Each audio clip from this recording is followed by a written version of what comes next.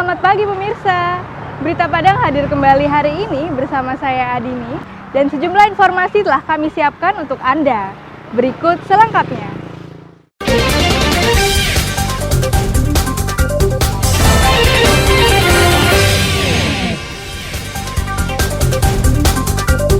Penertiban pedagang di lokasi wisata Pantai Gandoria Pariaman diwarnai kericuhan.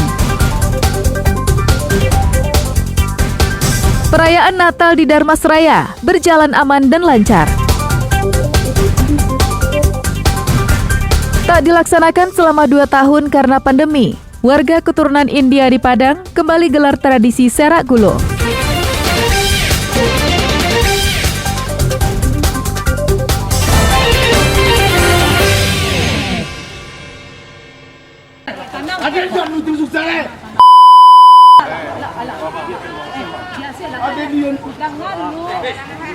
Kericuhan terjadi saat petugas Satpol PP menertibkan kawasan objek wisata Pantai Gandoria, Kota Pariaman, Jumat lalu.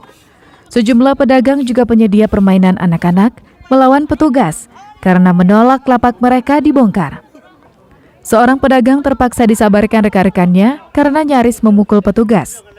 Meski melawan, petugas tak menghiraukannya dan tetap membongkar semua lapak dan permainan anak-anak yang terpasang. Menurut pedagang, mereka sudah berulang kali dipindahkan tanpa kejelasan. Bahkan kali ini mereka digusur tanpa diberikan solusi. Mereka tak tahu mesti mencari nafkah di mana lagi. Selama ini kami ditindas dengan cara yang tidak jelas. Sudah kami ikuti aturannya, Pak. Dari bawah pindah ke atas, digeser ke atas. Tak tahu sekarang, Pak, kok kami disuruh kosongkan. Kami jualan ini, Pak, hanya untuk makan. Dan kami asli putra daerah sini, Pak. Dan kejelasan itu, Pak, tidak ada solusinya dari pariwisata, dari pemerintah Kota Pariaman ini, Pak. Penertiban ini dilakukan karena kawasan yang ditempati pedagang merupakan lapangan dan arena bermain bagi pengunjung. Pemerintah ingin mengembalikan fungsi arena tersebut. Ya, untuk taman bermain bagi pengunjung. Ini penataan atau penertiban apa? Kita ini penataan, kita tata lagi pedagang ini supaya mereka bisa berdagang dengan tertib dan wisatawan atau tamu-tamu kita tidak terganggu kenyamanannya. Masa liburan ini merupakan kesempatan bagi pedagang untuk meraih keuntungan. Namun asa tersebut tak terwujud karena mereka digusur petugas. Eki Rafki melaporkan dari Pariaman.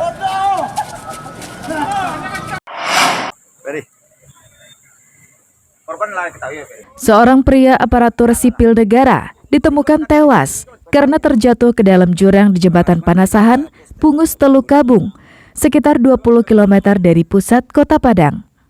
Kejadian tersebut diketahui warga dan dilaporkan kepada tim Basarnas dan Polsek Bungus.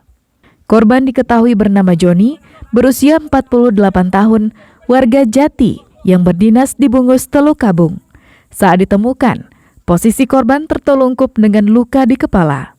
Korban terjatuh dengan sepeda motor ke jurang sedalam 15 meter dan ditemukan meninggal dunia. Dibantu masyarakat, tim SAR mengevakuasi korban dari jurang yang penuh bebatuan.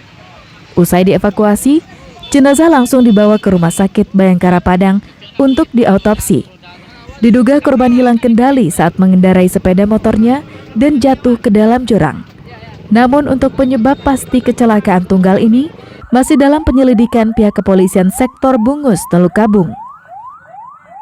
Korban ditemukan sedalam 10 meter di bawah jembatan tersebut.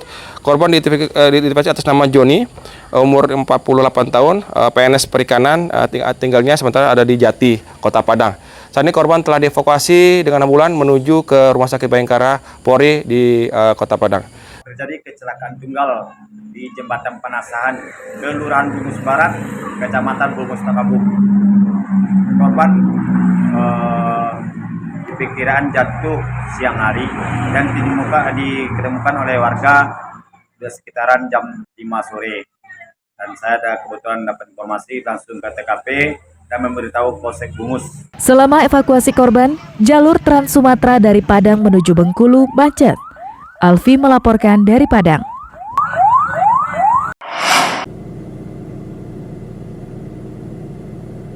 Dosen di Universitas Andalas Padang yang mencabuli mahasiswinya sudah ditangani pihak kampus. Ternyata jumlah korban sementara yang didata oleh Satgas Pencegahan dan Penanganan Kekerasan Seksual PPKS hingga Sabtu pekan lalu berjumlah 8 orang. Dari 8 orang tersebut, 1 orang diduga telah diperkosa. Akibatnya, korban tidak lagi mengikuti perkuliahan sejak 2 bulan lalu karena malu dan takut bertemu dengan pelaku. Modus kejahatan yang dilakukan sang dosen adalah memberikan bimbingan dan konsultasi untuk mahasiswinya di rumah. Saat itulah, korban dirayu untuk dicabuli dengan iming-iming akan dipermudah mata kuliahnya dan dilancarkan urusan skripsinya. Menurut keterangan para korban, ada yang diraba-raba, disentuh, dirayu-rayu melalui percakapan langsung maupun pesan melalui aplikasi di media sosial. Kondisi mereka sih sebenarnya tidak terlalu bermasalah dari sisi psikologis, kecuali mungkin ada yang 1 mungkin yang agak berat. Kalau 7 orang tidak ada masalah. Hasil investigasi sudah, untuk korban sudah kita investigasi semuanya, terlapor sudah, kita sudah melakukan pemeriksaan psikologis, kita sudah mendapatkan juga alat bukti, jadi memang sudah di tahap akhir untuk rekomendasi ke rektor. Pelaku sendiri sudah dinonaktifkan sebagai dosen di Universitas Andalas dan dilepaskan dari tugas-tugas bimbingan, skripsi dan lain sejenisnya yang berhubungan dengan mahasiswa.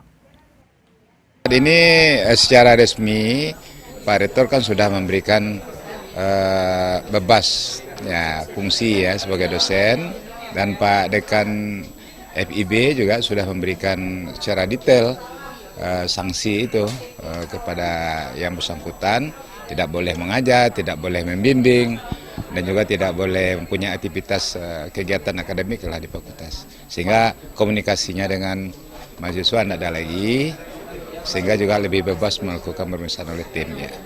Satgas PPKS telah merekomendasikan kepada Rektor Universitas Andalas Padang untuk ditindaklanjuti. Kasusnya sendiri belum sampai ke kepolisian karena para korban malu. Laude Juardio Anse melaporkan dari Padang.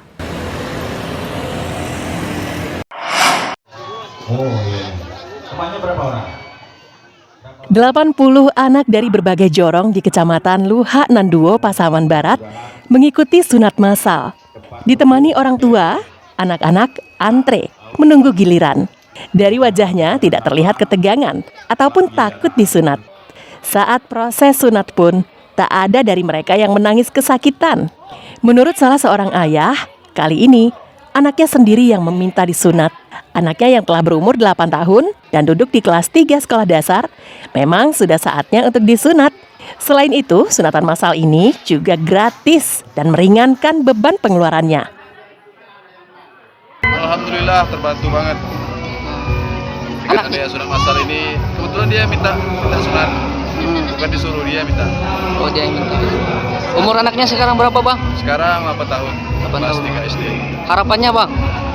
Ya mudah-mudahan kedepannya acara-acara kayak gini makin sering yang diadakan.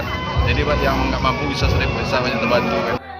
Sunatan massal ini digelar oleh ibu-ibu dari sebuah kelompok pengajian yang mengumpulkan donasi untuk kegiatan ini.